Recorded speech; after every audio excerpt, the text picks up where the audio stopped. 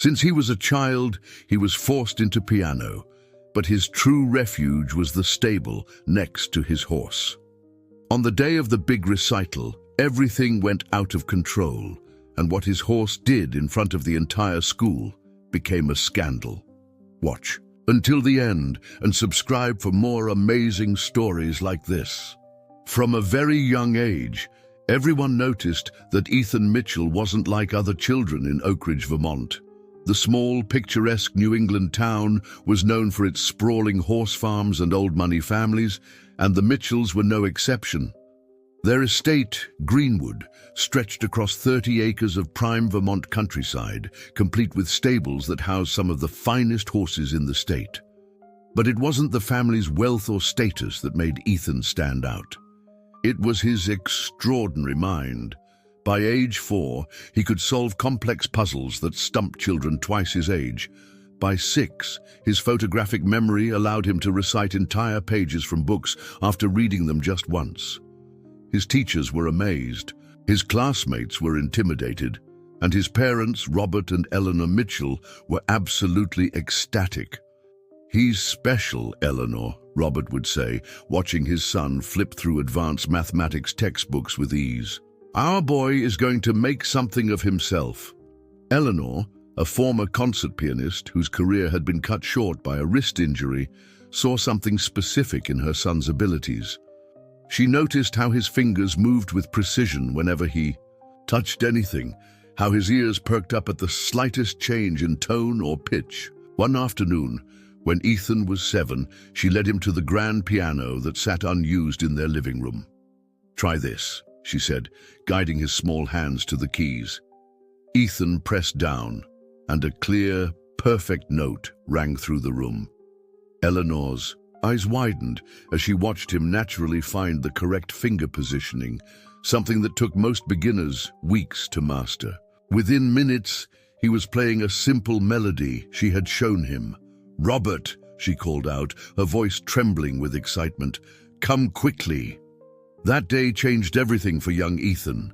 What began as a simple introduction to music became the focal point of his existence. Piano lessons went from once a week to daily, then to multiple times a day.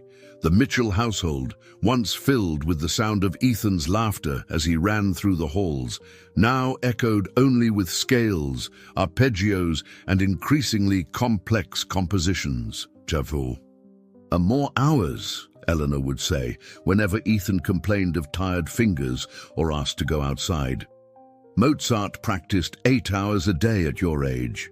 Robert, originally hesitant about pushing their son so hard, soon became equally invested in Ethan's musical future. Business trips were rescheduled to accommodate recitals. Family vacations were planned around prestigious music camps. Their son's talent became the currency with which they measured their worth in social circles. The Hendersons' son got into Yale, but our Ethan performed at Carnegie Hall last spring, Eleanor would boast at dinner parties, conveniently omitting that Ethan had been part of a youth orchestra, one of 30 children on stage that night.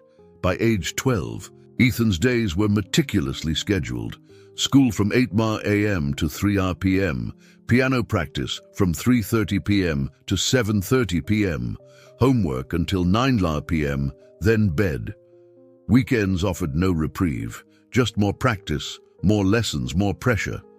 The few friends he'd managed to make at school gradually stopped calling, knowing he would never be allowed to come over or play.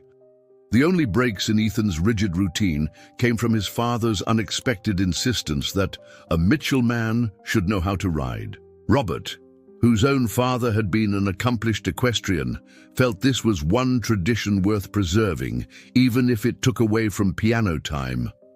Eleanor reluctantly agreed to 2 hours of riding lessons each week, seeing it as a potential networking opportunity with the equestrian elite. It was during these precious hours that Ethan discovered his sanctuary. The Mitchell stables housed 5 horses, but one in particular caught Ethan's attention: Thunderclap, a 4-year-old American quarter horse with a chestnut coat that gleamed like polished copper in the sunlight. Unlike the other horses who, seemed indifferent to the boy's presence, Thunderclap would nicker softly whenever Ethan approached. "He likes you," said Marcus, the stablemaster, during Ethan's first riding lesson. "That's rare. Thunder's usually pretty standoffish with strangers." Those riding lessons became Ethan's lifeline. While he dutifully played the piano for hours on end, his mind would often drift to the stables, to Thunderclap, to the feeling of freedom that came with galloping across open fields. There, he wasn't Ethan Mitchell, piano prodigy and vessel for his parents' ambitions. He was just a boy who loved a horse. As the years passed, Ethan grew increasingly resentful of the piano. Each note he played felt like another chain, binding him to a future he never chose. His fingers moved mechanically across the keys, producing technically perfect music that lacked any real emotion or joy.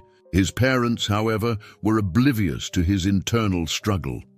"Mrs. Abernathy says you're almost ready for the state competition," Eleanor announced one evening during dinner, her voice brimming with anticipation.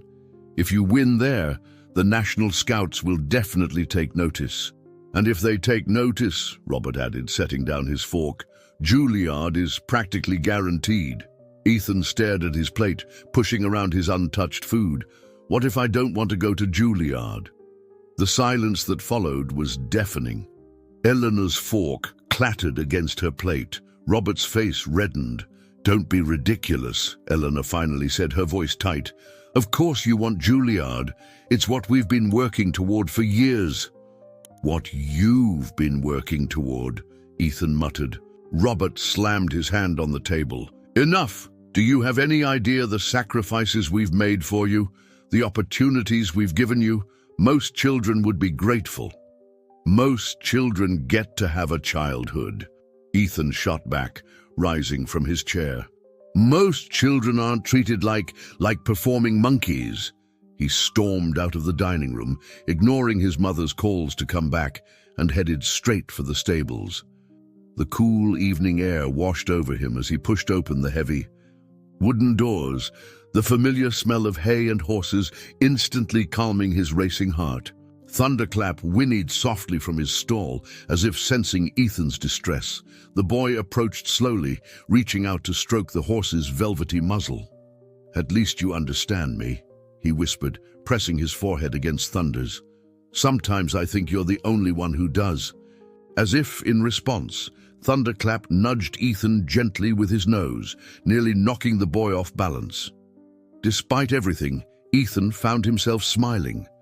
He opened the stall door and slipped inside, sitting down on a small stool in the corner.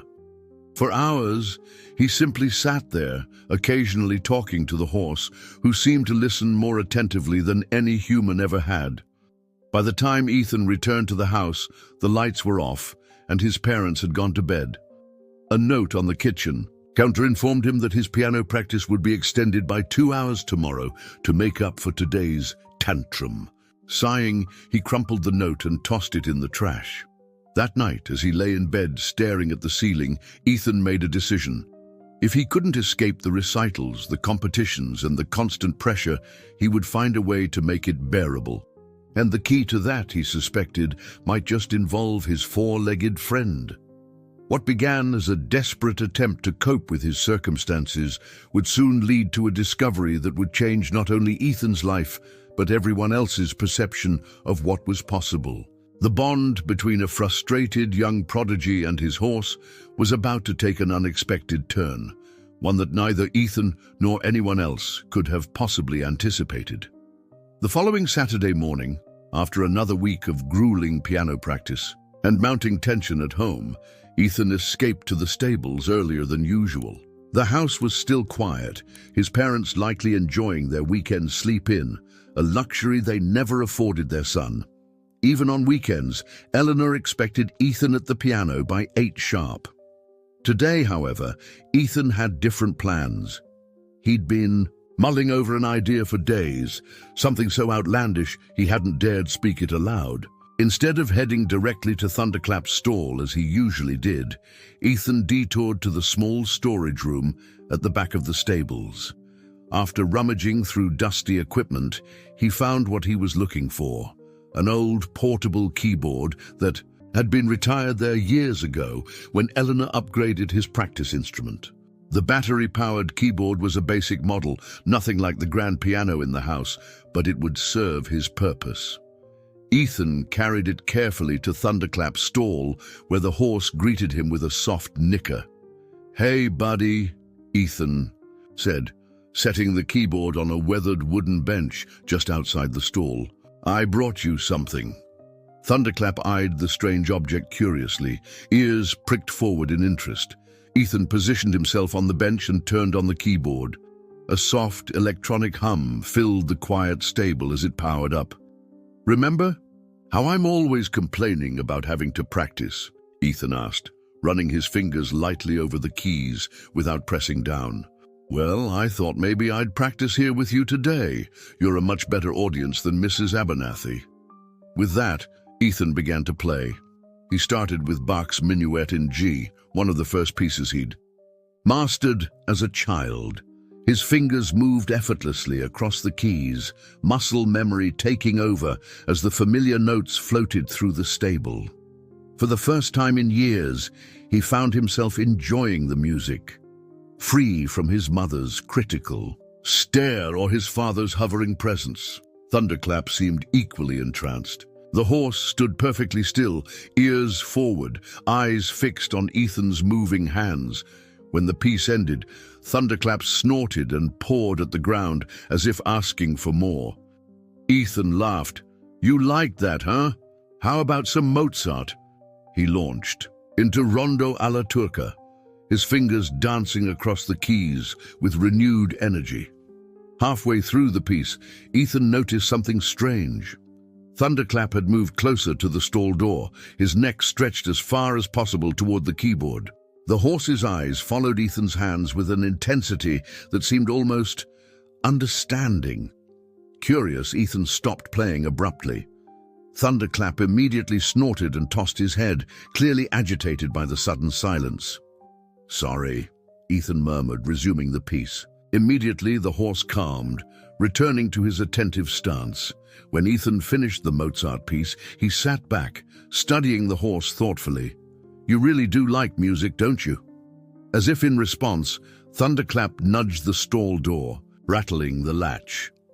Okay, Ethan said, standing to unlatch the door. "Come on out, but be good." Once released, Thunderclap didn't bolt or wander as most horses might. Instead, he walked directly to the keyboard, lowering his head to inspect it closely. Ethan watched, fascinated, as the horse sniffed the keys, then startled slightly when his nose accidentally pressed one, producing a high C note. What happened next would forever change the course of Ethan's life. Instead of shying away from the unexpected sound, Thunderclap deliberately pressed the same key again, and then again.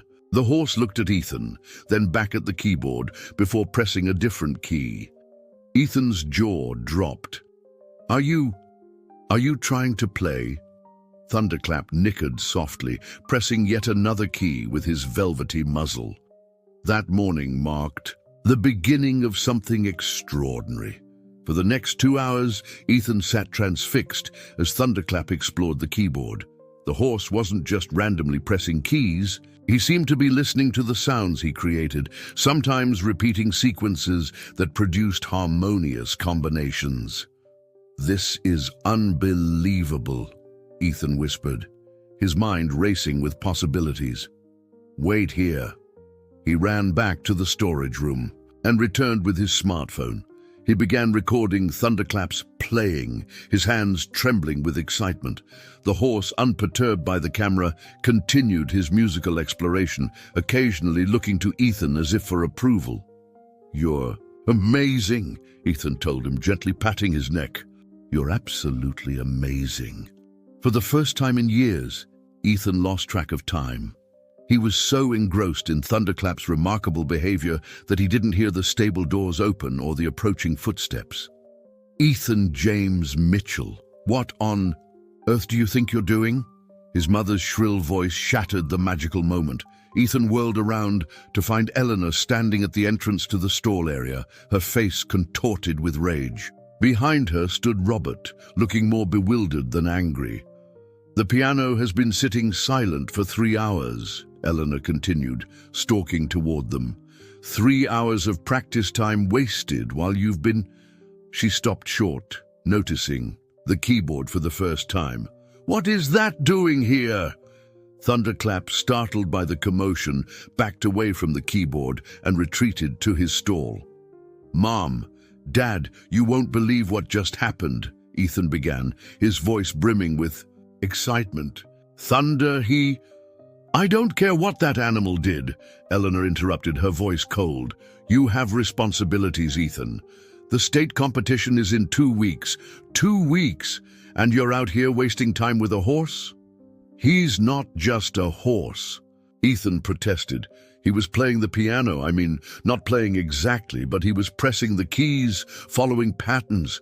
It was incredible." Robert and Eleanor exchanged glances, the kind that Ethan recognized all too well, the "our son has finally lost his mind" look. "That's enough nonsense," Robert said firmly. "Take that keyboard back where you found it and come inside. Your mother's right. You've wasted enough practice time today." "But Dad—" "Now, Ethan!" Defeated, Ethan collected his phone and the keyboard. As he passed Thunderclap's stall, he whispered, "I'll be back, I promise." The following days were tense. Ethan's practice schedule was intensified, with Eleanor now sitting beside him for every minute, ensuring he didn't wander off to indulge in fantasies, as she put it. His riding lessons were suspended, indefinitely, a punishment that hurt more than any other they could have devised. But Ethan couldn't forget what he'd witnessed. Late at night, he would review the videos he'd taken, studying Thunderclap's movements, the way the horse responded to different sounds. There was something there, something remarkable, and Ethan was determined to explore it further. His opportunity came unexpectedly.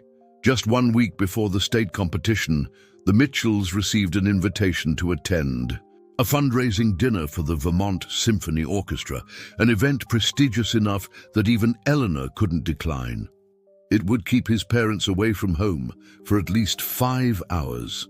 As soon as their car disappeared down the driveway, Ethan rushed to the music room. He connected his phone to the grand piano, which had been fitted with a MIDI interface for recording his practice sessions. Then he grabbed his mother's spare keys and headed for the stables. This time, he didn't bring the keyboard to Thunderclap. Instead, he led the horse out of his stall and across the yard to the house. It was risky. If anyone saw them, questions would be asked. But Ethan couldn't resist the chance to test his theory on a real piano. "Come on, buddy," he urged as they reached the back door. "This is probably crazy, but I need to know if what happened was real." Getting a 1,000-pound horse through the Mitchells' pristine home was no easy task. Thunderclap seemed to sense the importance of moving carefully, following Ethan with unusual docility as they navigated through hallways and doorways that were never designed with equine visitors in mind. When they finally reached the music room, Ethan positioned Thunderclap in front of the grand piano.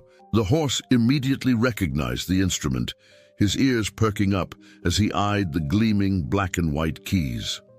"Okay," Ethan said, his heart pounding with anticipation. "Show me again." He pressed a few keys, playing a simple C major scale. Thunderclap watched intently, then lowered his head. With remarkable precision, the horse touched his nose to the same keys Ethan had just played, replicating the scale almost perfectly.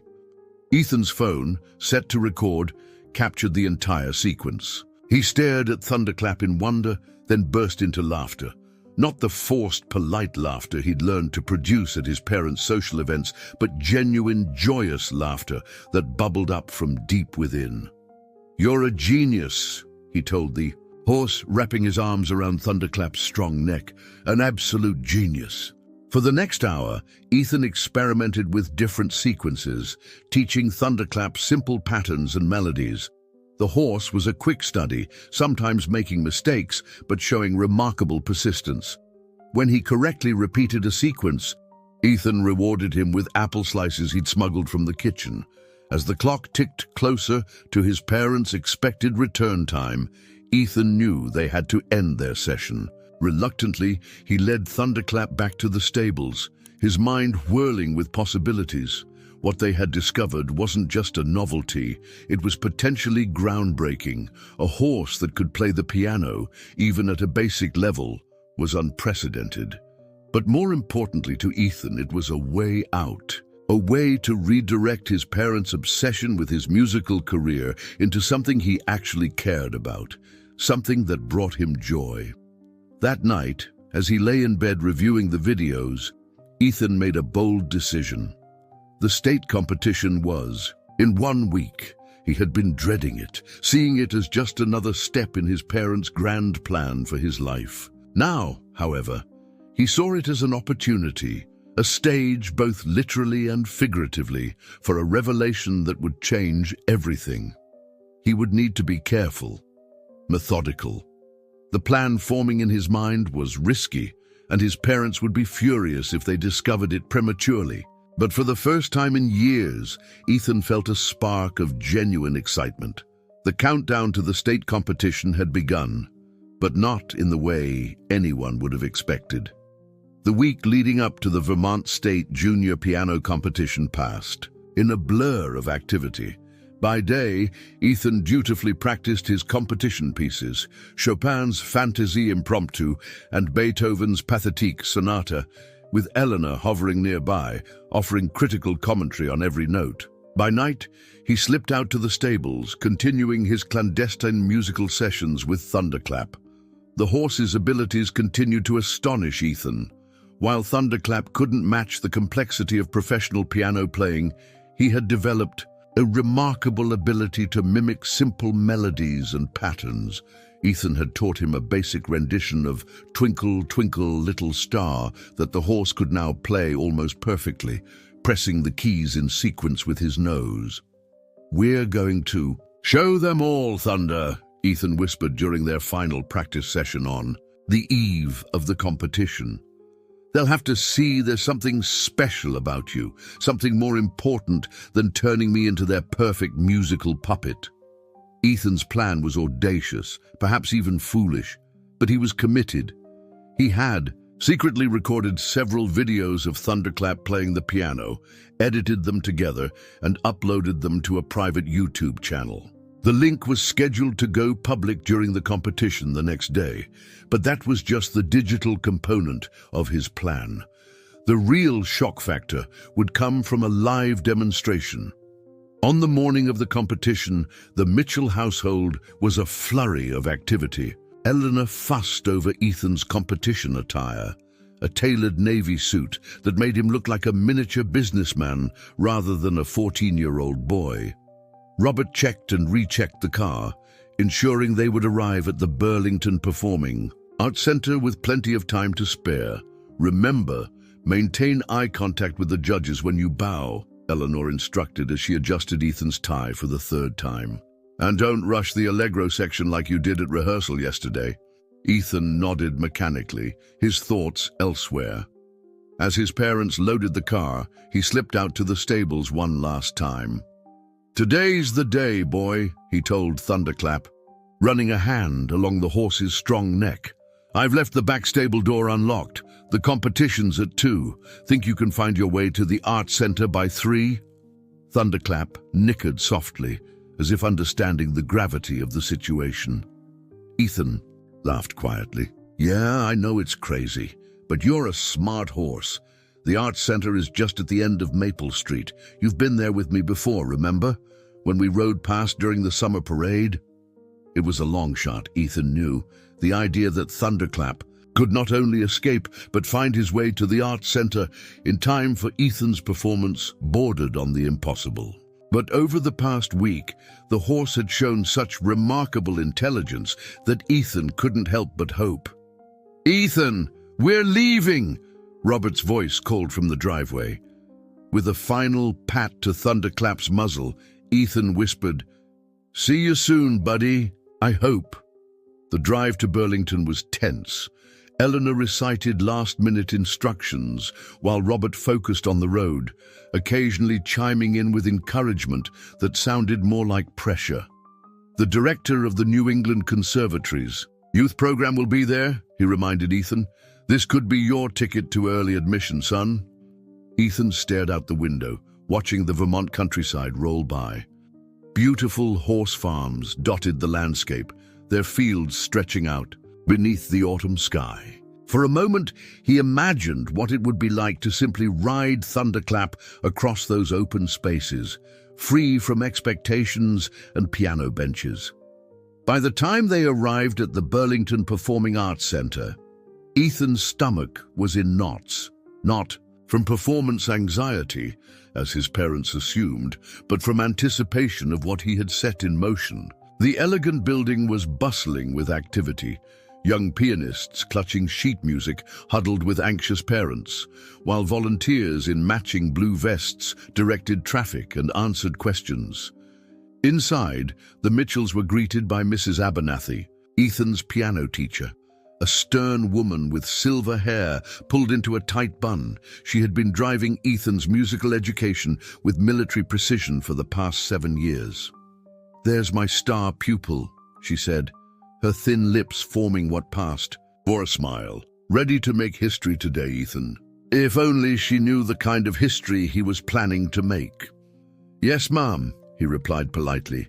Mrs. Abernathy led them to the backstage area, where competitors were assigned waiting rooms. Ethan's was small but private, a perk of being one of the top-seeded participants. As his parents and teacher huddled in the corner, discussing last-minute strategy, Ethan checked his phone. The YouTube video was ready to go public in exactly 2 hours, timed to coincide with what should be the middle of his performance. The competition began at 2 p.m. sharp. Ethan was scheduled to perform 8th out of 12 competitors, which meant he would take the stage around 2:45 p.m. if everything ran on schedule. One by one, young pianists performed their pieces. Each demonstration of technical prowess met with polite applause from the audience of parents, teachers, and classical music enthusiasts. At 2:40 p.m., a volunteer knocked on Ethan's door. 5 minutes, Mr. Mitchell." Eleanor immediately sprang into action, straightening Ethan's already straight tie and brushing invisible lint from his shoulders. "Remember everything we practiced. Posture straight, fingers curved, emotional connection with the music." Robert placed a heavy hand on Ethan's shoulder. "Make us proud, son." Ethan nodded, unable to speak past the lump in his throat. For a brief moment, doubt crept in. What if his plan failed? What if he was about to ruin not only his parents' dreams, but his own future as well? But then he remembered the joy he'd felt watching Thunderclap discover music. Real, unforced, spontaneous joy. Something he hadn't experienced at a piano in years. That memory strengthened his resolve. "I'll do my best," he said, meaning it in a way his parents couldn't possibly understand. At precisely 2:45 p.m., Ethan walked onto the stage of the Burlington Performing Arts Center. The grand Steinway piano gleamed under the spotlight, its lid raised to project sound into the packed auditorium. He bowed to the judges, a panel of 5 stern-faced musicians seated in the front row, then took his place at the bench. As he positioned his hands above the keys, Ethan realized his heart was surprisingly calm. Whatever happened next, he had made his choice. He began to play Chopin's Fantaisie Impromptu, his fingers dancing across the keys with practiced precision. The familiar notes filled the hall, and for a while, Ethan lost himself in the music, performing just as he had been trained to do. Halfway through the piece, a commotion at the back of the auditorium caught his attention. A door had opened, allowing a shaft of daylight to briefly illuminate the darkened space. Ethan's heart leaped. Could it be? He continued playing, forcing himself to stay focused, even as whispers rippled through the audience. Then came gasps, followed by the distinctive sound of hooves on marble flooring. Ethan allowed himself a quick glance up. There, making his way down the center aisle of the Burlington Performing Arts Center, was Thunderclap. The chestnut horse moved with purpose, ignoring the stunned expressions of the audience members he passed. A woman screamed.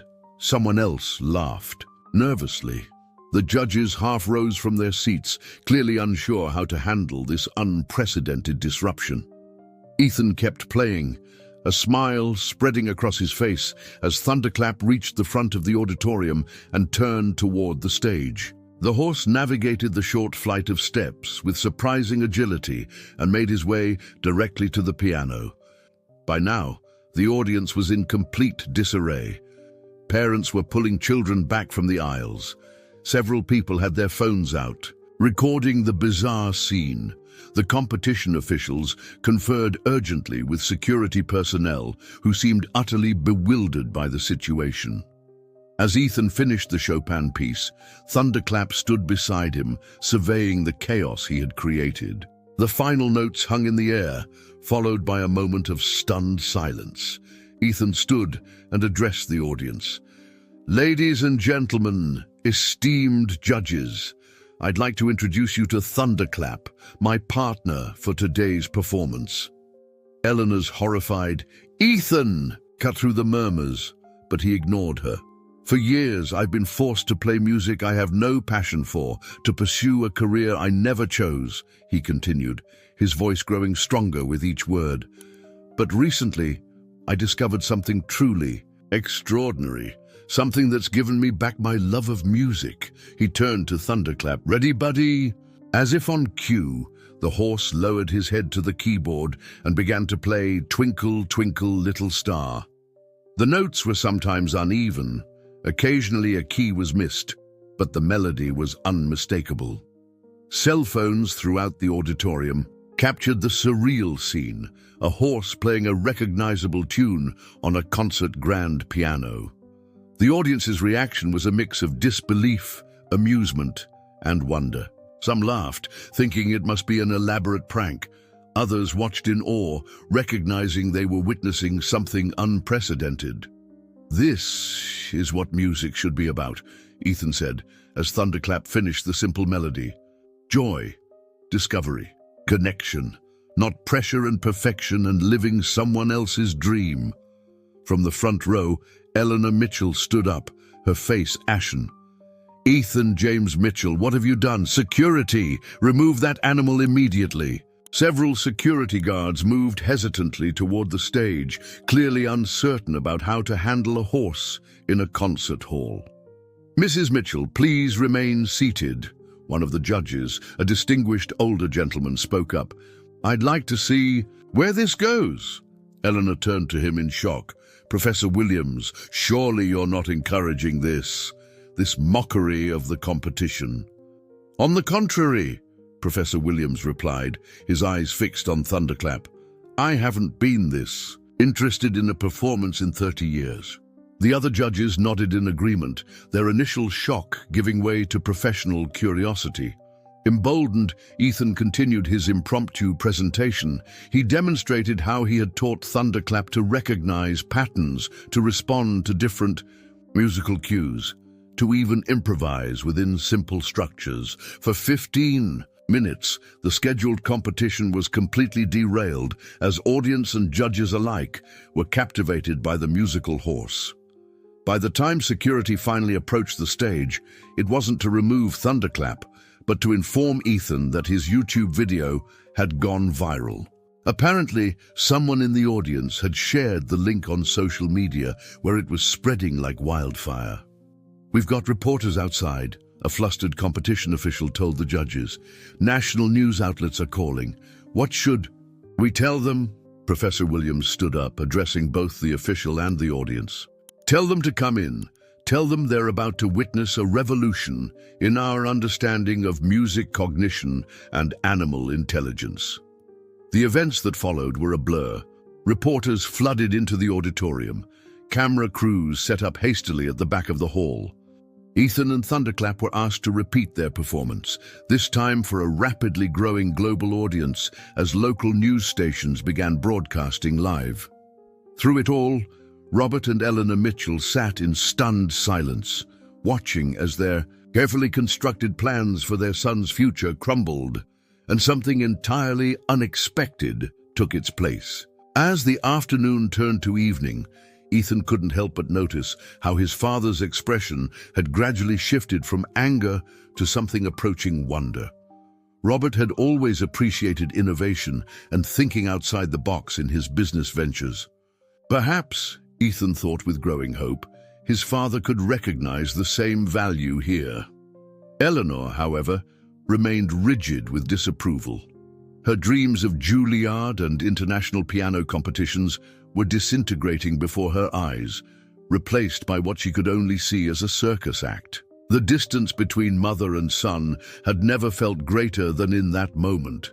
Yet as Ethan stood beside Thunderclap, fielding questions from fascinated reporters and researchers, he felt something he hadn't experienced in years: true happiness. Whatever consequences awaited him at home, whatever uncertain future lay ahead, he had finally taken control of his own story. What had begun as a desperate bid for freedom had transformed into something much bigger, a discovery that was already being hailed as revolutionary and paradigm-shifting by the scientific community members present at the competition. And at the center of it all stood a boy and his horse, connected by music in a way no one could have predicted. As the impromptu press conference wound down, Professor Williams approached Ethan. "Young man, I've been judging piano competitions for 40 years, and I've never seen anything remotely like this. You've opened up an entirely new field of study today." Ethan smiled, stroking Thunderclap's neck. "Thank you, sir, but I can't take all the credit. It was Thunder who showed me what was possible." The professor nodded thoughtfully. "The question is what happens next. This discovery is too important to ignore, but it's also too early to know exactly what it means." It was a good question, perhaps the most important one of all. What would happen next? As Ethan looked from Thunderclap to his shell-shocked parents to the still buzzing crowd of reporters and scientists, he realized that for the first time in his life, there was no predetermined path laid out before him. And that, perhaps, was the most exciting prospect of all. The ride home from the Burlington Performing Arts Center was unnervingly silent. Eleanor sat rigid in the passenger seat, staring straight ahead, while Robert drove with uncharacteristic caution, his knuckles white on the steering wheel. In the back seat, Ethan alternated between exhilaration and dread. Thunderclap had been loaded into a horse trailer borrowed from a sympathetic local farmer and was following behind them, escorted by Marcus, the Mitchell's stable master, who had been summoned to the scene. The silence finally broke as they turned onto the long driveway leading to Greenwood. "What were you thinking?" Eleanor's voice was barely above a whisper, but the fury behind it was unmistakable. "Do you have any idea what you've done?" Before Ethan could respond, Robert raised a hand. "Not now, Eleanor. We're all exhausted. Let's get inside, get some rest, and discuss this in the morning." "Discuss?" Eleanor turned to him incredulously. "Our son just destroyed his future, embarrassed us in front of the entire musical community, and turned a prestigious competition into a petting zoo. And you want to discuss it? What would you prefer?" Robert asked, his voice surprisingly calm. "That we yell and scream and make decisions while we're all upset? Because I don't see how that helps anyone." Eleanor fell silent again, her lips pressed into a thin line. Ethan caught his father's eyes in the rearview mirror and was startled to see not anger, but something that looked almost like curiosity. Once home, Eleanor immediately retreated to the bedroom, the door closing with a decisive click. Robert sighed, loosening his tie as he turned to Ethan. "Your mother needs time," he said simply. "And to be honest, so do I. But before you go to your room, I have one question." Ethan steeled himself. "Yes, sir?" "How long?" Robert asked. "How long have you been teaching the horse to play?" Ethan blinked, surprised by the question. Just over a week, actually. Thunder sort of discovered it himself when I was playing. For him in the stable, I just refined it. Robert nodded slowly. A week. He seemed to be absorbing this information, calculating something in his head. That's remarkable progress for such a short time. Without another word, he turned and headed for his study, leaving Ethan standing alone in the foyer, uncertain of what had just transpired. Sleep eluded Ethan that night. His phone had been confiscated upon their return home, but not before. He'd seen the notifications flooding in. His video had indeed gone viral, amassing hundreds of thousands of views in just a few hours. News websites were picking up the story, and several scientists had already released statements about the potential significance of Thunderclap's abilities. By morning, the Mitchell household faced a new problem. Reporters had gathered at the end of their driveway, held back only by the property's gate and the local police, who had been called to maintain order. The phone rang incessantly, calls from news outlets, research institutions, and even entertainment companies. Eleanor, emerging from the bedroom looking exhausted, unplugged the landline without a word.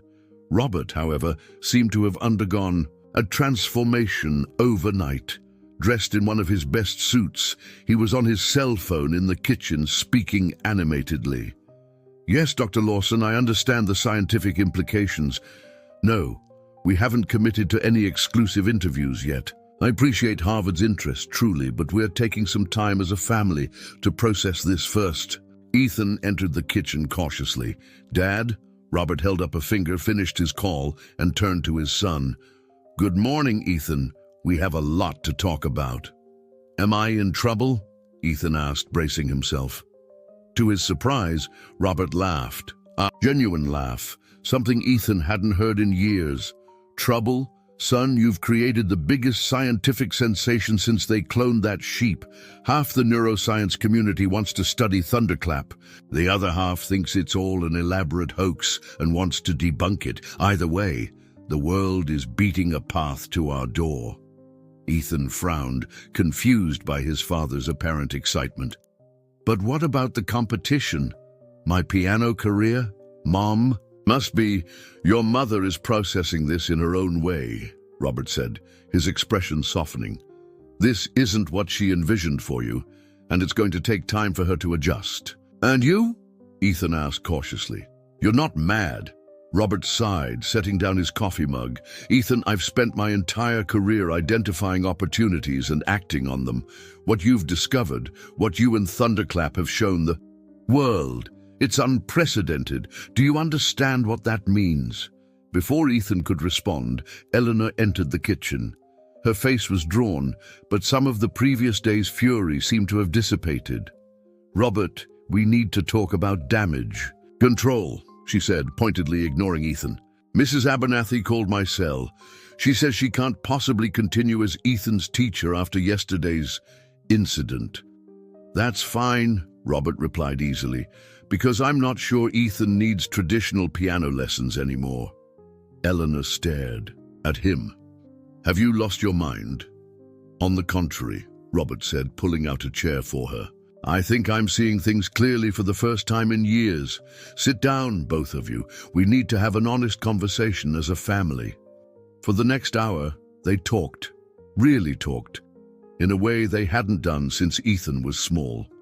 Robert explained that he'd spent much of the night researching, making calls to colleagues in various fields, and thinking deeply about what Thunderclap's abilities might mean. "This isn't just about a horse playing Twinkle, Twinkle, Little Star," he explained.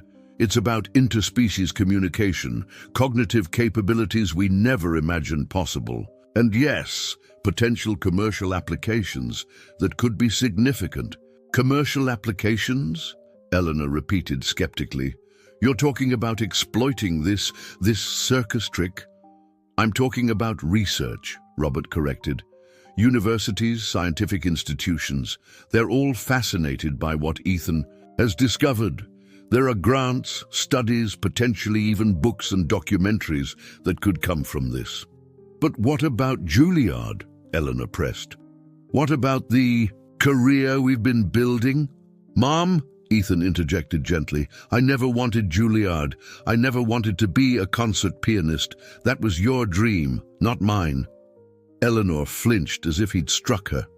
For a moment, Ethan thought she might storm out again, but instead she asked quietly, "Then what do you want, Ethan?" The question caught him off guard. No one had asked him that in years, perhaps ever. I want to explore this thing with Thunder. I want to understand how he can do what he does, and I want to keep playing music, but because I enjoy it, not because I have to win competitions." A heavy silence followed his words. Finally, Robert spoke. "I think that sounds reasonable. And professionally interesting, I might add. The Mitchell family could be at the forefront of an entirely new field of study." Eleanor shook her head slowly. "You're both acting as if yesterday's disaster was some kind of triumph." "Maybe it was," Robert suggested. "Not in the way we expected, but a triumph nonetheless." The discussion might have continued indefinitely, if not for a knock at the back door. It was Marcus, looking somewhat uncomfortable in his formal role as messenger. "Sorry to interrupt, Mr. Mitchell, but there's a gentleman at the gate insisting on speaking with you. Says he's from National Geographic. And, well, there's quite a few others behind him." Robert smiled. "Tell them we'll be making a statement later today, after we've had some family time." After Marcus left, Robert turned back to his wife and son. "Here's what I propose. We take a week. No decisions, no interviews, no commitments, just time to adjust to our new reality. During that week, Ethan continues working with Thunderclap, documenting everything carefully. Eleanor, you can observe if you wish. At the end of the week, we'll decide together how to proceed." Eleanor looked as though she wanted to object, but instead, she simply nodded. 1 week, she agreed reluctantly. That week proved transformative for the Mitchell family. True to his word, Robert held the media at bay, issuing only a brief statement asking for privacy as they explored this remarkable development. Ethan spent hours each day with Thunderclap, meticulously documenting the horses' responses to different musical stimuli. To everyone's surprise, Eleanor began to join these sessions, her professional musician's eye catching nuances that others might have missed. "He responds differently to major and minor keys," she noted on the third day, watching Thunderclap react to a C minor chord. "See how his ears flatten slightly with the minor?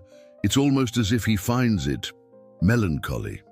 By the end of the week, even Eleanor couldn't deny the significance of what they were witnessing. It wasn't just mimicry or conditioning. Thunderclap displayed a genuine response to music that went beyond simple behavior modification. On the 7th day, the Mitchells gathered in Robert's study to make their decision. The media frenzy had not died down. If anything, it had intensified as snippets of information leaked out and speculation ran wild. Scientists were publishing opinion pieces debating the potential implications. Animal rights activists were raising concerns about exploitation. The music world was divided between those who found the whole thing absurd and those who saw revolutionary potential. "So," Robert said, looking from his wife to his son, "where do we go from here?" Eleanor spoke, first, surprising both Robert and Ethan. "I've been thinking about this constantly," she began, her voice measured. "My initial reaction was defensive. I saw years of work and planning just vanishing before my eyes." She turned to Ethan. "But this past week has shown me something I'd forgotten. The joy of discovery in music. Watching you work with Thunderclap, seeing how you light up when he responds to a new melody or rhythm, it reminded me of why I fell in love with the piano in the first place." Ethan stared at his mother, hardly daring to believe what he was hearing. "I still believe in discipline and training," she continued, "but perhaps there's more than one path to musical excellence." Robert smiled, reaching over to squeeze his wife's hand. "What are you suggesting exactly?" "A compromise," Eleanor said firmly. Ethan continues his formal musical education, but with more flexibility, more room for his interests. And alongside that, we support this research with Thunderclap, but in a controlled, ethical way. No circus acts, no exploitation.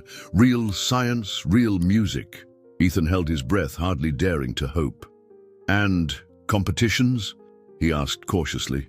Optional, Eleanor conceded with a small smile. Though I have a feeling you and Thunderclap might invent an entirely new category. The path forward wasn't simple or straight. The Mitchells engaged a respected animal cognition researcher from the University of Vermont to help design proper studies. They partnered with an ethical media company to document Thunderclap's abilities without sensationalizing them. Eleanor even reached out to her contacts in the music world, arranging for specialists in music, in therapy, and neurological responses to observe their work. 6 months after the fateful recital, Ethan and Thunderclap gave their first formal public demonstration at the university. It wasn't a traditional concert, nor was it a scientific lecture. It existed in a space between disciplines, part performance, part research presentation, wholly unique. Eleanor sat in the front row, watching with undisguised pride as her son explained the methods they'd developed, the patterns they'd discovered, the questions that remained unanswered. Robert stood at the back, fielding quiet inquiries from interested investors and institutional representatives. On stage, Ethan and Thunderclap demonstrated their musical communication, showing how the horse could now identify and respond to different composers, tempos, and emotional qualities in music. When Thunderclap played his own improvised sequence, now much more sophisticated than those first hesitant notes, the audience broke into spontaneous applause. After the presentation, as they prepared to leave, a young girl approached Ethan, shyly, clutching a program. "Is it hard to teach a horse to play piano?" she asked, her eyes wide with wonder. Ethan smiled, kneeling to her level. "The hardest part was believing it was possible in the first place," he told her. "Once I believed, the rest just took patience and love." The girl nodded solemnly, as if absorbing a profound truth. "I'm going to try with my dog," she declared. "He howls when I play the clarinet. Maybe he wants to learn too." Ethan laughed. "Maybe he does. You never know until you try." As the Mitchells drove home that evening, Ethan reflected on the journey of the past 6 months. His life had transformed in ways he could never have predicted. He still played the piano daily, but now it was with genuine enjoyment. His relationship with his parents had evolved into something more balanced, more honest, and his bond with Thunderclap had deepened beyond words. "You know," Robert said as they turned onto the familiar road to Greenwood, "I've been thinking about expanding the stable." "Oh?" Eleanor asked, raising an eyebrow. Apparently, there's growing interest in music-animal interaction research. Several universities have contacted me about potential partnerships, placement for graduate students, that sort of thing. We have the space, and it could be significant. Ethan leaned forward from the back seat. "You mean help other people explore what Thunder and I discovered?" Robert nodded. "Exactly. The Mitchell Center for Interspecies Musical Communication has a nice ring to it, don't you think?" Eleanor laughed, a genuine laugh that lit up her face. "My piano prodigy son becomes a pioneering researcher in animal cognition. Not exactly what I had planned. But better," Ethan said quietly. "So much better." As they pulled up to the house, Thunderclap's familiar whinny greeted them from the paddock. Ethan jumped out of the car and ran to his friend, who trotted over eagerly. In the soft evening light, with his family watching from the driveway, Ethan wrapped his arms around the horse's strong neck. "We did it, buddy," he whispered. "We changed everything." Thunderclap nickered softly, as if in agreement, and nuzzled Ethan's pocket, searching for the apple slices that had become his post-performance tradition. Ethan laughed, producing the treat and watching as the horse delicately took it from his palm. In that moment, with the setting sun painting Greenwood in shades of gold, Ethan knew that he had found his true calling, not in the rigid pursuit of musical perfection, but in the joyful exploration of music's boundless possibilities alongside the most unlikely of partners. The prodigy and the piano-playing horse had not only changed their own lives, but had opened a door to understanding that no one had known existed. And that, Ethan reflected as he gazed at Thunderclap's intelligent eyes, was the most beautiful music of all. Dear listeners, we hope you've been moved by Ethan and Thunderclap's extraordinary journey. Their story reminds us that true talent often emerges in the most unexpected places, and that the most beautiful melodies are those played with freedom and joy. To continue this emotional journey, we've prepared a special playlist with equally captivating stories. Find it by clicking to your left. If you enjoyed this tale of unexpected bonds and discovered talents, don't forget to subscribe to our channel and like this video. Every day, we bring unique stories that explore life's complexities and unexpected harmonies. Don't miss our upcoming content. The next remarkable story might just change your perspective forever. We're waiting to hear your thoughts in the comments.